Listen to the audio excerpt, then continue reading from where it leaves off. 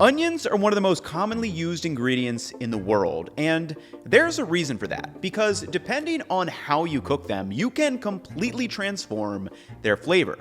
From sharp and pungent when raw, to vibrant pink and sour if pickled, to a deep brown and sweet when caramelized, each stage is like working with a completely new ingredient. So in this video, we're going to cover the 6 onion levels that every home cook should know and master. For each level, I'm going to break down the flavor fundamentals so we can see how the taste, texture, aroma, pungency, and sight of the onions really changes between the levels and what makes each of them unique from one another. Then after we understand the theory behind the onions, we're going to put what we learned into practice by ending the video with 2 taste tests. The first test will be a taco made with levels 1, 2, and 6, and the second test will be a grilled cheese made with levels 3, 4, and 5. And by the end of this video, I promise you'll never look at an onion the same way again. Now, one of the most important elements when cooking onions is heat control. And all throughout this video, we'll be using stainless steel pans from today's sponsor, Made In, whose Black Friday sale is happening right now. Made In's premium 5-ply stainless steel material is what sets it apart from other pans out there, and I've been using these for several years now. The 5 layers allow for superior heat retention, even heating, and ease of heat control, which, as we'll see, is a critical difference between sweating, sautéing, and caramelizing onions. 2 of my favorite stainless steel pans are this 3-quart Sautéed and this 12-inch sauté pan, which can be used for things like deep frying, pastas, shallow frying, sautéing, searing proteins, or basically anything you can throw at it. And like I said, the Black Friday sale is happening right now, so check out the stainless steel collection and my other favorite cookware options from Made In by using the link in the description. It's seriously just high quality cookware that looks and performs great in your kitchen. But now let's talk about onion level 1, which in my opinion might be one of the most underappreciated and underutilized. So if you're one of those people who hears raw onions and immediately starts thinking of a lingering onion breath, that's typically not what we want when using raw onions in our cooking. Like if you get a side salad and there's just 3 thick cut red onion rings on top, it's kind of brutal. But when you use them intentionally with different varieties of onions and cut to different sizes, raw onions can do way more than just sit on a salad, and here is how the flavor fundamentals work for this level. First up is taste, and if you close your nose and take some diced raw onions, you'll notice it doesn't actually taste like much. There's no strong sweet, salty, sour, bitter, or umami taste, and this is an important distinction from the other levels. For example, if I do this same closed nose comparison with pickled onions, they will taste sour. More on that in just a bit. And this is why when we're using raw onions, the other flavor fundamentals tend to be more important. And next up is aroma. And as soon as I open up my nose, I'm going to be hit with the unmistakable smell of raw onions. And here's how the science behind this works. Inside each onion cell are aroma precursors called sulfoxides, and when these cells are cut or crushed, they are mixed with the allanase enzyme, which causes a reaction to produce a variety of volatile compounds such as the thiols and the thiosulfonates, and these compounds are what define the raw onion smell. Now, I'm going to link this study to the investigation of volatiles emitted from freshly cut onions down below if you want some more reading, but from a practical cooking perspective, there are 3 variables that will determine how balanced or how overpowering that raw onion flavor will be. First is the type of onion, secondly is the size of the onion cut, and third is when you eat it after cutting. For example, a 10-gram piece of red onion in a salad will be way more intense than 10 grams of white onion that has been diced up small and has sat out for 30 minutes after cutting, like you would use for a Chicago-style hot dog. And the food science behind these is important to understand because level 1 is by far the one you need to be the most careful with. I mean, if you add a little extra caramelized onion to a French onion soup, it's not going to be a big deal. But with raw onions, we're playing this balancing act where you want to add just enough so you know it's there. But if you add too much, it can completely overpower a dish. So let's talk about why. Every onion variety has its own unique chemical makeup, but on average, onions are about 90% water, 8% carbohydrates, 1% protein, and then 1% trace minerals and other compounds. And within that, the percentage of the amounts of sugars in the carbohydrates and the concentration of the sulfur compounds will really define the onion's personality. And in a raw taste test I did last year when I bit into each one fresh, I found that the shallot and red onions were much more intense than the yellow, white, and sweet onions like Vidalia. So right away, the type of onion you choose is going to set a baseline. However, the next two variables matter just as much. So the finer that you cut an onion, the more onion cells you damage, and this means more of these reactions are taking place, releasing those pungent aromas. And you can literally smell this happening in real time every time you chop an onion. If you pick up a whole onion with a wrapper on it, it really won't smell like anything at all. However, if you cut that onion in half and stop, you can immediately smell it, but it's pretty mild. You've only damaged cells on that single cut line. Now, if you slice that entire onion up, tons of onion cells are being damaged and loads of these volatile aromas are being wafted around the room, and the whole room will start to smell like onions. Additionally, chopping up a bunch of onions may cause your eyes to start watering too, and here's where I'm going to introduce the next critical flavor fundamental, which is the physical component. This one is less intuitive, but still important, and eating is a physical act, and certain ingredients directly impact our physical sensations in ways that are unique from our taste and odor receptors. And the physical elements of food that can impact flavor are things like an ingredient's temperature, its spice level, astringency, or in raw onion, the most prominent example is its pungency. And pungency typically refers to a mild physical irritation that registers as maybe slightly spicy, bitter, or overly aromatic. And usually, this pungent reaction occurs in the presence of sulfurous aromatic molecules such as those released by alliums, wasabi, or horseradish. And these molecules will attach to our sensitive mouth and nose linings and cause that mild, uncomfortable sensation that can really wake up our senses. Like if you bite into a ring of red onion, you can kind of feel that tingly feeling in your nose. Additionally, some alliums like onions and shallot contain molecules known as lacrimators, and these irritate the linings of our eyes, which is what causes us to cry when chopping onions. And the key here is that raw onions are really the only level that will have this kind of physical pungency that can cause this irritation. You might love it or hate it, but it is part of what makes the raw onions unique. And additionally, this aroma and pungency are generally most intense the first 10 minutes after cutting the onion. And this is why that third variable, when you eat the onions after cutting them, is important to consider when you're using these onions at home. In this study, they analyzed the volatile organic compound composition in cut onions over a 120-minute period. And in these plot charts, you can see how that composition changed. Quote, the PCA showed that the VOC composition changed faster in the initial 10 minutes after cutting, changed some 10 to 60 minutes after cutting, and changed less towards the end of that sampling period. And this chart shows something most of you intuitively already know, and that is the aroma and pungency of raw onions are most intense and unique in that first 10 minutes or so, but then they mellow out over the next 30 to 60 minutes if they're let out. And this is a part of the reason why eating a salad with thick onion rings will be really intense, but adding a bunch of diced white onion to a Chicago-style dog that was chopped an hour ago is really manageable. So hopefully you're starting to see the bigger picture when it comes to using raw onions, and I believe they have a lot more range than people give them credit for. So let's quickly go through the remaining flavor fundamentals, and then we're headed straight into level 2 for pickled onions. From a texture perspective, raw onions tend to have a firm crunch and juicy bite that really sets them apart from every other onion level. Obviously though, that texture can vary depending on how you cut them. Ultra thin slices will feel crisp in a salad, larger chunks in a pico de gallo will bring more crunch, while a fine mince will blend in with whatever it's added to. And either way, that crisp crunch is unique to the raw state and can be used to add freshness and contrast to almost any dish. Next up is sight, and this is a reminder that we first eat with our eyes. Now, raw onions will maintain their natural color and kind of translucence, whether that's white, yellow, or a deep purple. They don't brown or soften like when we cook with them, so they often can serve as visual contrast in a dish, like white onions sprinkled over chili or red onions in a bright salad. And in their raw state, it can give that little pop of brightness that instantly makes a plate look fresher and more alive. So in conclusion here, when you're using raw onion, you should ask yourself, from a flavor perspective, what do you want from them? Do you want that sharp aroma to cut through some fat? Do you want a bit of physical pungency to wake things up? A crunchy texture in a salsa or a salad? Or maybe just a pop of color on top of something rich or creamy?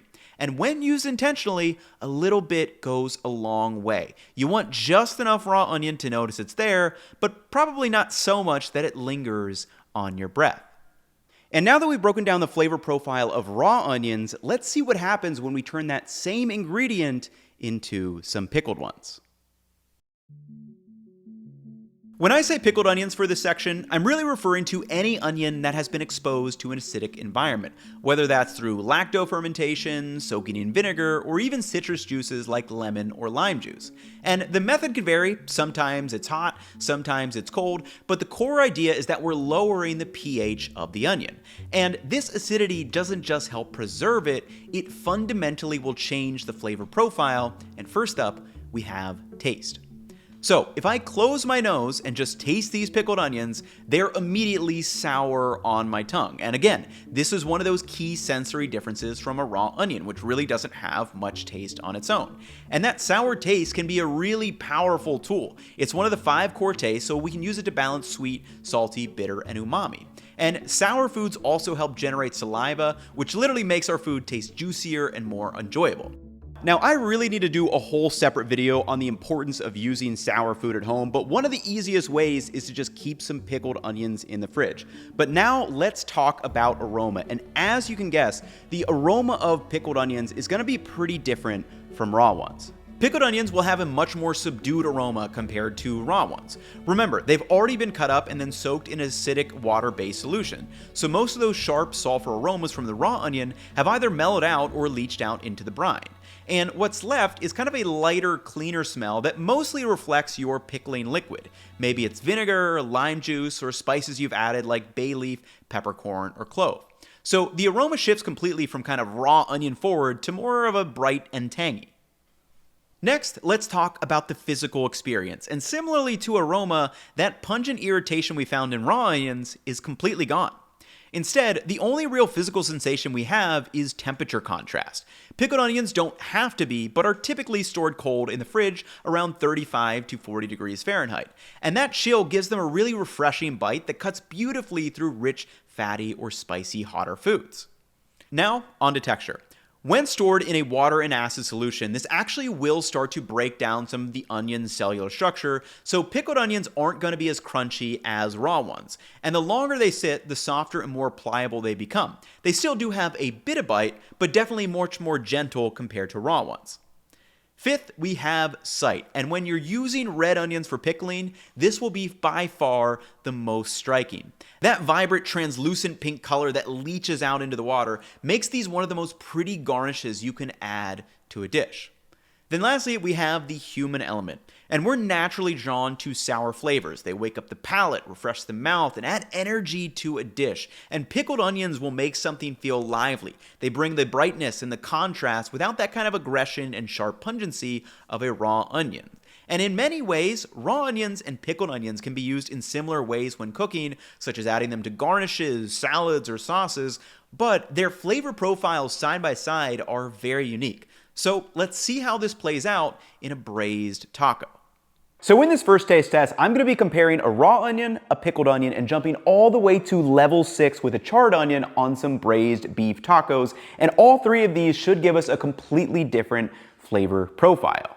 But before we get to this taste test, we need to cover the remaining 4 levels, which are sweated, sautéed, caramelized, and charred. And what's amazing is that all of these flavor transformations we're about to see are all going to come from changing just 2 variables: temperature and time. As soon as we add onions to a hot pan, a whole cascade of physical and chemical changes will begin to happen. And because of this, instead of walking through the levels one by one like we did for the first 2, we're going to take a slightly different approach. We're going to break down these 6 physical and chemical changes that can occur as the onions heat up and build a simple matrix showing how these transformations shape the taste, aroma, texture, and appearance of the onions while cooking. For example, if I asked you, why do caramelized onions taste significantly sweeter than other cooked onions? Most people would probably say, well, you caramelize them, obviously. And while that is part of it, the main reason why caramelized onions taste so much sweeter is actually much simpler. It's evaporation. And as you can guess, each level of cooking is going to evaporate different amounts of water, which impacts the taste of the onion. So let's break it down. When we add onions to a hot pan, the free water will start to evaporate at the boiling point of water, which is 100 degrees Celsius or 212 degrees Fahrenheit. And this happens all the time when we cook because you have to remember, most food is made up of water. And in the case of onions, they are about 90% water when raw, and we've now exposed this through slicing and dicing them up. Now, as the water begins to evaporate from the onions, the natural sugars, proteins, and other flavor compounds that don't evaporate away become much more concentrated. And I've always wondered how much water actually gets evaporated when we're cooking onions, so I decided to put it to the test. I took 4 equal weight batches of onions for each level. First, I sweated some by cooking them low and slow for about 20 minutes with no browning. Then I sautéed some onions hot and fast for about 5 to 8 minutes to make sure I got some browning on them. Third, I cooked a batch low and slow for about 60 to 90 minutes. And lastly, I charred some big slices of onions for a few minutes. And as we can see, there are big differences in how much the onions weighed before and after being cooked. And this is the main reason why caramelized onions taste so sweet. It's simply because there is much less water. All those natural sugars have now been packed into a smaller, denser mass. Now, as evaporation is happening, another key physical transformation is happening too, and this is the cell wall breakdown, which directly affects the onion texture. Onions are made up of tightly packed layers of plant cells held together by pectin and hemicellulose, which act kind of like a structural glue. Once we start heating the onions past 80 to 95 Celsius, or 175 to 203 Fahrenheit, those pectin and hemicelluloses will begin to weaken and dissolve. And this is what turns the raw onions from crisp and snappy into soft and tender. During the sweating stage, this breakdown happens slowly. The onions turn translucent as the cells collapse and release their moisture. And the longer you sweat the onions, the softer they become. Now, as we move to sautéed onions, this process is accelerated. The higher heat causes more rapid water loss, and the internal pressure from steam builds up until some cells on the surface can burst and dry out, which is when that browning will happen. And sautéed onions will have a tender bite, but they're not mushy. They'll still have some structure left. However, by the time you reach caramelized onions, those cell walls have almost completely broken down after 45, 60, or 90 minutes of that low, moist heat. That pectin network becomes fully dissolved, and the onions transform into something jammy and spreadable. That is total cell wall breakdown. Then at the charred level of onions, we kind of get a mixture. So the exterior cells are exposed to that very high heat and rupture almost instantly, some even burn, while the interior layers are going to steam and soften. And this is what creates that kind of contrast of the soft, sweet inside and a smoky, dried outside. And cell wall breakdown is really what will dictate the onion's texture at each level. Okay, so evaporation and cell wall breakdown are really more of physical changes, but now we're going to start moving into more chemical changes, which can be a little bit more complex. Because depending on the cooking method, the onion temperature, how much moisture is present, several of these reactions could be happening at the same time or in different parts of the onions, and the 4 main ones to pay attention to are the aroma compound evolution, the Maillard reaction, caramelization, and pyrolysis. The aroma compound evolution is all about how the heat reshapes the onion's sulfurous compounds that we learned about in level 1. So as onions cook, the sharp reactive sulfur molecules that give raw onions their pungent bite will start to break down, volatilize, and transform into sweeter, kind of more savory smelling compounds like thiophene and sulfides. So in a way, you can kind of think of this as the aroma mellowing phase. That aggressive raw onion smell fades and a richer, more rounded aroma starts to take over that we all know and love. And this process will begin as soon as you start sweating onions in level 3 and is present in all the other levels. Next, we have the Maillard reaction, and this is a big one for levels 4 and 5. The Maillard reaction is a chemical browning that happens between amino acids from the onion's proteins and reducing sugars like glucose and fructose. Now, the Maillard reaction can happen at lower temperatures, but happens rapidly once the surface temperature climbs above roughly 140 to 165 C or 285 to 330 degrees Fahrenheit. And this reaction can create hundreds of new aroma molecules like the pyrazines, thiophenes, and furans. And these give that deep roasted and savory aromas that we associate with brown foods like steaks, coffee, and fried food. Now additionally, the Maillard reaction also produces melanoidins, which is what will change the color of a cooked onion. And this browning is not going to be present in sweated onions, obviously, but it is what gives us the golden brown hue of sauteed onions. And in caramelized onions, we get even more melanoidin buildup from both the Maillard reaction and caramelization overlap, which gives us that deep brown and glossy look. Next, we have caramelization, which, unlike the Maillard reaction, it doesn't require any amino acids. This is just heat and sugar. And caramelization happens when the sugar themselves start to break down thermally around 160 to 180 degrees Celsius or 320 to 355 Fahrenheit. And again, the result is a whole other suite of aroma molecules, which can read as sweet, buttery, nutty, or toffee-like. And as you can guess, we mainly see this reaction in deeply caramelized onions where nearly all the water is gone and the temperature can finally rise high enough for true caramelization to take off. Now, one of the biggest mistakes you can make if you're making caramelized onions at home is to try and raise that temperature too high, because eventually the sugars will start to burn, and this is where pyrolysis happens. Now, when used in small amounts in charred onions, pyrolysis is a good thing. Pyrolysis, or burning, is what happens when organic material is exposed to extreme heat without moisture. And yes, this is the same process needed to make charcoal, but when cooking food, this is what we refer to as charring. Which, charring is a technique when you intentionally burn an ingredient or part of an ingredient in a controlled manner using direct high heat. And in charred onions, we get this smoky, bitter, and acrid notes, and the darkened surfaces you can visually see are the result of the carbon-heavy residues forming. And pyrolysis is right on that boundary between flavor development and burning. It's powerful, but it has to be balanced carefully. Okay, so if we zoom out and look at this matrix we've just created, hopefully you can see why I wanted to present the levels this way. Evaporation will help concentrate those natural sugars. Cell wall breakdown creates the tender bite, or if we take it far enough, to a completely jammy texture. The aroma compounds will mellow and evolve as the sulfur chemistry shifts during cooking. The Maillard reaction can give us that golden brown and deep savory complexity. Caramelization layers on nuttiness and a buttery richness. And finally, pyrolysis in the charred onions adds the smoky, slightly bitter edge that completes the full spectrum. And these physical and chemical changes are really what's going to shape the flavor profile of the onions as we're cooking them. And truthfully, there can be levels within levels here. For example, a 60-minute caramelized onion will probably taste different than one that's been taken for 4 hours. And I know there's kind of a lot of hacks out there with like baking soda or adding sugar, but none of them are going to taste exactly the same. It really just depends. Maybe that would be an interesting video topic. But really the line between sweated, sauteed, caramelized, and charred, or anything in between, is going to be a little bit fuzzy.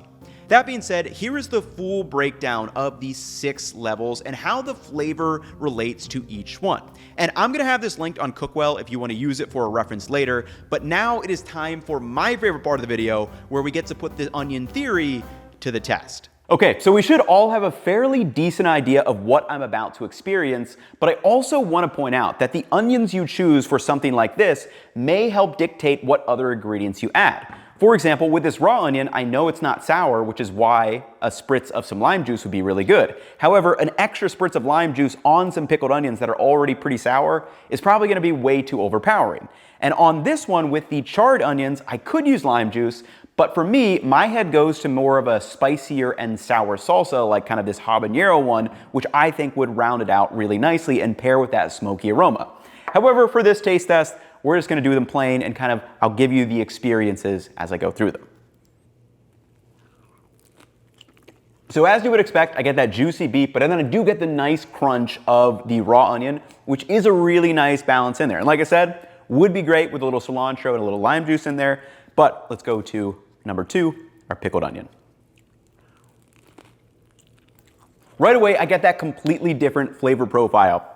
My mouth is noticeably watering more from the acidity in the pickled onions, and I do get a little bit of crispness, but it's nowhere near as crunchy as the raw onion. This one, honestly, like pickled onions and just braised beef on a taco, it honestly does not need to get more complex than that. But lastly, let's move to our charred onion here on the end.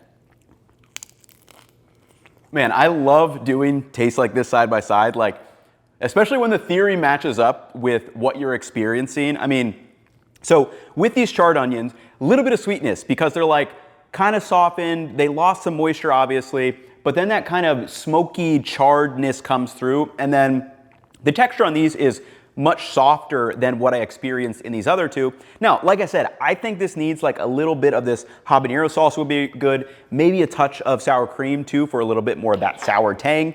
But really, like, this just goes to show that you should think about the onions you're using and how they also are going to play with the other ingredients. And this is just like such a great example of how knowing your different onion levels can drastically change your kind of flavor enjoyment in a dish. So with that being said, let's move to taste test number 2. And I wanted to keep it simple for this one and just do a grilled cheese sandwich. For the grilled cheese, I simply buttered some bread, threw them down on the griddle, then added 1 slice of cheese to each, and then added on the onions, the sweated, the sauteed, and the caramelized before topping with another piece of cheese and putting the bread over top. And let's see how these taste.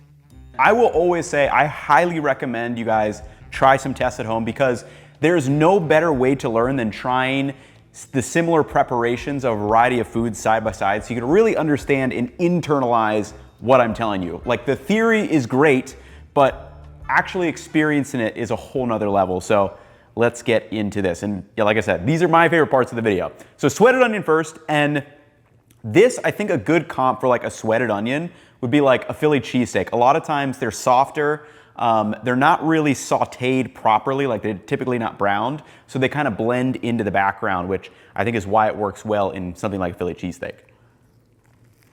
Even with the sweated onion, the sweetness totally comes through, especially obviously when you're comparing them to like, you know, raw and pickled preparations. 100%, I think the better Philly cheesesteaks have sweated onions. Really, really good. But now let's move to sauteed. So obviously we can see there's more browning in there. Should get some more like roasty notes and aromas. Let's get in.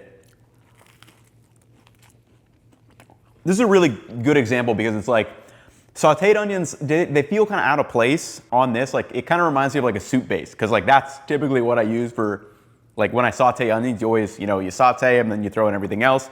So really those browning we get from the Maillard reaction, it like reminds me of, yeah, like sauteing soup or sauteing onions for something, which it's not bad. It just feels weird in a grilled cheese versus like the sweated onions, I think are a perfect comparison or a perfect companion to the cheese.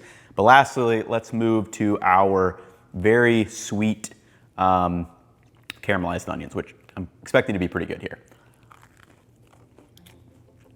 Instantly, just the level of complexity you're getting. I mean, a deep sweetness, like you can feel it on your tongue, and then you get this very complex, like roasty, kind of sweet, nutty, toffee like aromas that you just can't get unless you caramelize onions.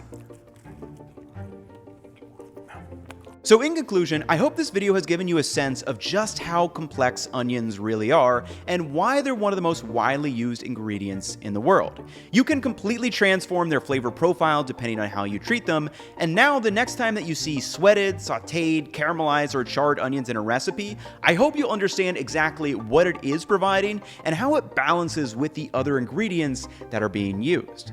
Because in my opinion, the more you understand why things work, the more interesting cooking becomes, and honestly, the better you get at it and more fun it gets as well.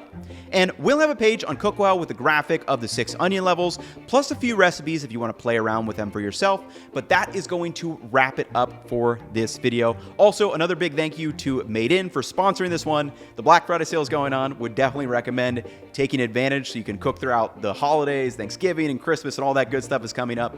But I sincerely thank you guys for watching. Let me know if you guys want to see more videos like this. The level concept is really fun, but I want to make sure it makes sense. I don't want to do levels for the sake of levels, but for onions, it felt like there were kind of 6 distinct ones that we could really hone in and focus on. So let me know if you guys have ideas down in the comments below, but that'll wrap it up for me in this one. I will catch you all in the next one. Peace, y'all.